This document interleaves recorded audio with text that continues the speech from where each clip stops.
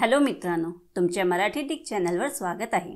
मी तुम्हाला मराठी डिक चॅनलवर रोज नवीन इंग्रजी शब्द शिकवणार। तर चला समय नष्ट न करता आजच्या व्हिडिओमध्ये शिकूया इंग्रजी शब्द इन्फिनिट। इन्फिनिटचा मराठीत अर्थ अनंत, असीम, अमर्याद, अपार, खूप मोठा, अमित, प्रचंड, अपरिमित, कधी न संपणारा, अखंड किंवा अरिक्त होत आहे।